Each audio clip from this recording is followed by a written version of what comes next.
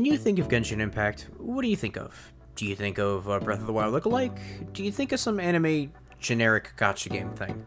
Well, whatever you're thinking, just set those expectations aside for a little bit and come along with me. I'd like to talk to you about Genshin Impact and why I think you should give it a shot in 2023, as well as what to expect, some beginner's tips, and maybe a little bit of experience from people I know and myself included.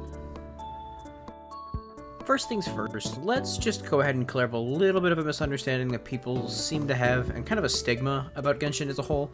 People seem to look at it and go, that's very clearly a Breath of the Wild clone, right? Well, let's just take a step back here, and why don't we address something else real quick, just before we get to that, because they have talked about this before. Before Genshin Impact launched in roughly September of 2020, a representative of MiHoYo, now HoYoverse, mentioned that the studio has always held Breath of the Wild in high regard, and it really hasn't been shy about sharing about how Nintendo's open world game of the year 2017, we all know, inspired Genshin. And I think they really want to separate themselves from Breath of the Wild because it is such a big game, and it did influence the industry in a lot of different ways. Now, all of that said, obviously they want to make their own thing, and they want to make sure that it stands on its own two legs. And I think Genshin Impact and MiHoYo, or HoYoverse, does that very, very well, in the sense that they've created a completely unique world, story, and all these different characters wrapped up in a very neat, nice package that you can play on a whole different slew of platforms, but we'll get to that in a minute. You might be asking yourself, what do I mean by a completely unique world, story, and characters, and all that kind of thing? Well, I think we should start off by looking at the world itself. Genshin Impact has a world separated into all these different kinds of regions, currently of which 4 are in the game, and 1 is slated to release here soon in the upcoming 4.0 patch. These regions include the Mondstadt region, which is inspired by Germany and the surrounding countries. They also have the Liyue region, which is very, very heavily inspired by China and Chinese culture and that whole kind of thing, and it's really beautifully done. Thirdly, we have the nation of Inazuma, a multiple island group nation that is heavily inspired by Japan. Last but not least, of the current main regions that are in the game, we have the Sumeru region, which is heavily based on Egypt and like the surrounding Middle East and some of the little bit of the rainforest. In the upcoming 4.x series of patches, we're getting our 5th new region known as Fontaine, which is going to be heavily based on France and French culture, and a whole slew of other things.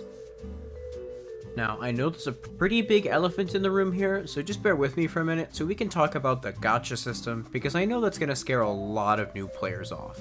A pretty big detail that people might be concerned about, especially as a new player, is, do I really want to pull for this character? But don't worry, they have some solutions for that, so you're not going in blind. You can kind of get a feel and an idea of what you want out of a character and what you really like playing in Genshin. And another detail that might kind of fall in line with that you might be concerned about is, well, there's a lot of characters in this game, right? Yes, but you don't have to worry about them all being available at once. It is a gacha game, so they do rotate it out every couple of weeks. If a character that you think you really like comes up and you just unfortunately can't get those last little bit of pulls that you really want to really secure that character, don't worry too much. They do rerun characters relatively frequently, and even if you miss the first one, you can always make sure that you're prepared for the next time that your character pops up. And another thing you might be concerned about is, what if I don't get the character I want? Well, don't worry too much, because Genshin does help mitigate a lot of that with a pity system and their coin flip system. And just in case that's a little bit confusing to you, if you've never played a gacha game before, let me go ahead and explain what I mean by pity system and coin flip system. By pity system, I mean once you hit a certain number of pulls, the game will start being more and more lenient with the drop rates, and you're more and more likely to get that big fancy new 5-star that you've got your eyes on. Your next question might be along the lines of, well, what are those numbers? What does it look like? Well, for starters, 75 is what's known as hard pity, which generally speaking, every pull after that, your drop rates shoot up drastically. If for some reason you were unlucky enough to have to go all the way to 90 pulls, that 90th pull will be guaranteed a 5-star, but the odds of that are pretty statistically impossible.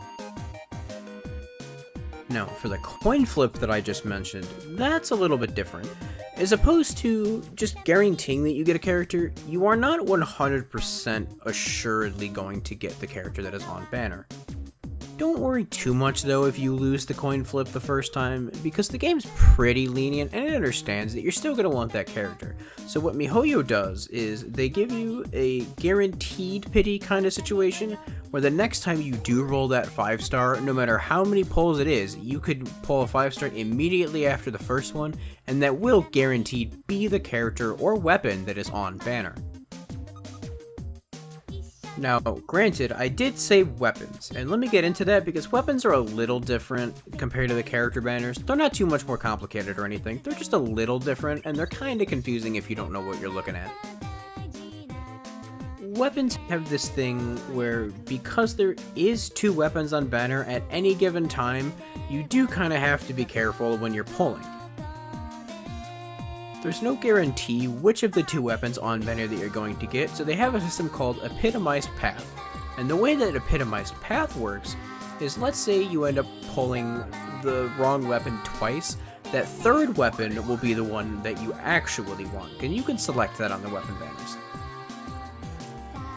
And the reason that, as opposed to the character banners 50-50 like I just previously mentioned, the weapon banner goes up to 3 because the pity for those is a little lower. I believe the hard pity is about 65, and I think guaranteed is 80, so you're not really going as far in, but it's still a little bit harder to get the one you want, but you don't have to worry about that too much. It is also worth mentioning that if you end up with a duplicate of a weapon, you can either save it for another character, or if you really don't think you're going to use it, you can just refine it and increase the damage values or the benefits and substats of the weapon that you pulled previously that you have a duplicate of. Let's talk about story content, because I'm sure even if you're not all that interested in the story of a gacha game, you probably still might want to know what there is to do. Generally speaking, the story of Genshin Impact spans the first 4 or 5 patches of every major region, with the last 3 or 4 being generally dedicated to having some sort of new area or just kind of playing with new kinds of events for players to try out and have fun and just kind of put away some pulls for future characters. The story is pretty engaging when you get to talk to all these different kinds of characters and learn a lot about the regions and the characters that inhabit them without being too tedious or too time-consuming. Every now and again, you might even get a cool bonus where a character you like might even show up in a different region's story and kind of just give you a little bit more backstory to that character, regardless of where they're from. One of the biggest things that I do have to recommend, and this is really important if you're really engaging with the story, every now and then they like to run limited events that do contain some pretty major story bits, so make sure that if there's a story event going on, if that's something that you're interested in, you really want to keep up on top of that. And outside of those limited events, you can kind of just take the story at your own pace, and the game will reward you for completing each major story mission, so you don't really have to worry about rushing through it if you just want to take your time and explore in between each of your little story bits. And now that we've covered some of the things like the various regions in the game, and how the gacha system works, and how the story kind of unfolds, I'd like to take a bit more of a detour towards the gameplay and the combat so you get a really good idea of what you're getting yourself into when you play Genshin Impact. Genshin Impact is a game that focuses pretty heavily on its combat systems and how you interact with the environment and the enemies, so it kind of feels more like you're playing kind of a souped-up beat-em-up, not quite character action, but not quite slow enough to just be a regular mindless beat-em-up. If you find a good group of characters for a team that you think really work together and pull off some really nice combos, you can really just clear a lot of the game's content with stuff that you enjoy, even if there is kind of a meta that you can follow, but it's not really all that important. Like I said, despite the fact that there is technically a meta in existence with all sorts of tiers and whatnot, you can kind of just ignore all of that and just experiment with your own characters and see what really fits your style and who you like to play the most, and just slap them together and just have fun.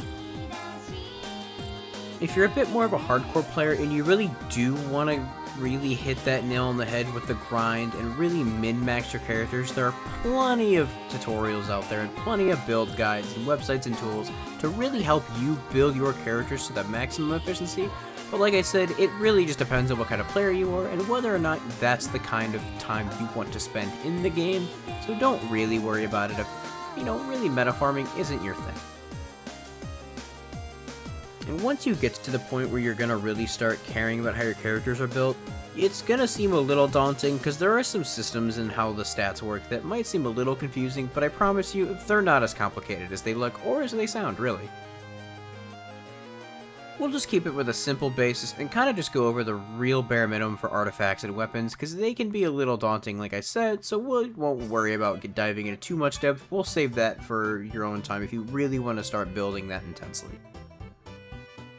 Most of your raw damage that's not affected by criticals or anything like that is going to come from your weapon, so you're really going to want to make sure that your weapon is leveled up as high as you can at all times, so that way you're not really falling short and having an issue really beating into the enemies or bosses.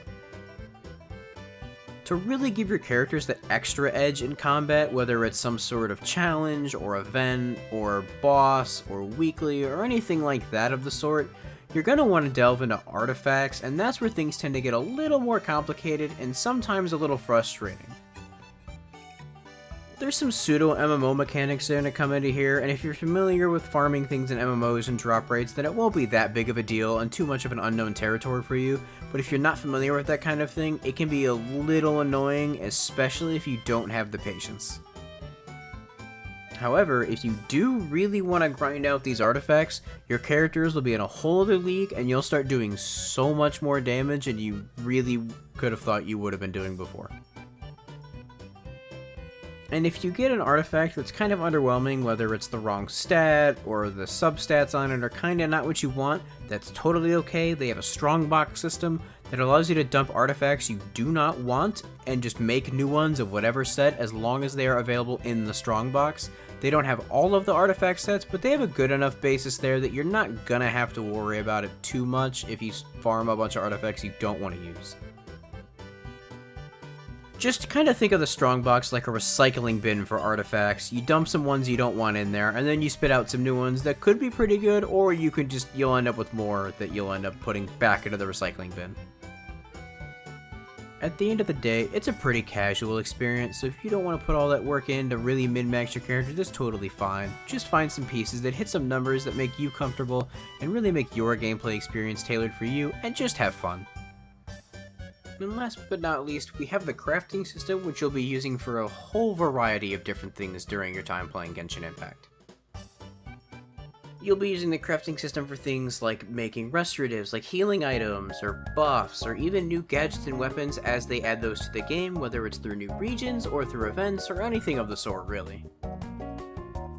Not only will you be making all kinds of new weapons and gadgets, you might be converting materials from one elemental type to another, or converting boss drops to another type, or if you're even getting like weapon blueprints, you can convert them from one weapon blueprint type to another. There's a whole slew of things you can do with the crafting system.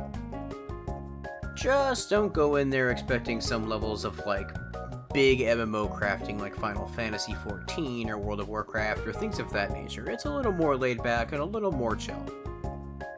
If that's not really a system that interests you or that you want to interact with, you can totally pass by without having to deal with it. It's ultimately your decision. Genshin's pretty lenient with what it expects you to do to get through the game.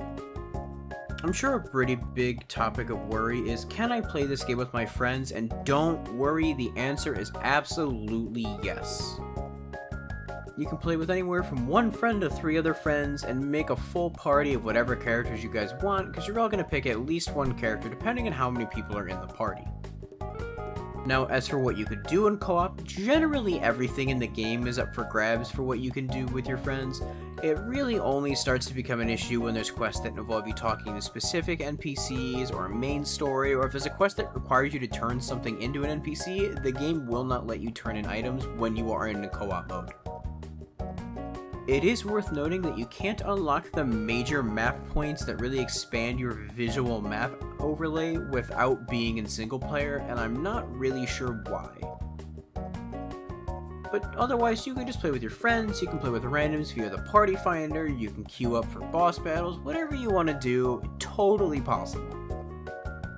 Every now and then, you might even see a join notification from somebody trying to join your world who might want help beating a certain boss, and they're more than happy to help you should you need it. Even in public games, when you're not with your friends, you can run around and explore the world with everybody, you can do regular overworld bosses, you don't really have to worry about it. Anything you can do with a friend, you can do in a public lobby, and most of the things you can do in single player, you can do in multiplayer, like I've said. And if you're looking for a more single player experience, you can turn off join requests and just play it completely solo if that's your cup of tea. No matter which way you choose to play it, whether it's with your friends or with randoms, or if you're just looking to make new friends through the party finder, it doesn't matter. Just have fun with the game and take it at your own pace. Don't feel like you're pressured to play with people or play with randoms or by yourself even. Just do whatever makes you the most comfortable. And that's really everything you need to get started on your journey through Genshin Impact, should it be something that interests you. It's definitely not a game for everybody, with some of the weird genre mixing that you may not be used to, with the pseudo MMO aspect, with the kind of beat 'em up aspect, with a lot of the gacha stuff. I understand. Regardless of how you feel about the game, it is a really, really solid and very well put together free-to-play package. And I really can't help but feel like it is one of the best free-to-play games out there on the market right now, and you can play it on a whole slew of different devices. Whether you're a mobile gamer, or on PlayStation, or on PC, it doesn't matter, you can play Genshin Impact on it and play with your friends across all sorts of different platforms. So if anything I've listed here sounds like something that interests you, I do recommend that you check out Genshin Impact. It's completely free, there's a new Fontaine update dropping relatively soon, and hopefully you tell me how it goes for you if that's something that you want to try out. Thanks for letting me blab your ear off about Genshin and why I think you should really try it out in current day. This has been Pure, signing off.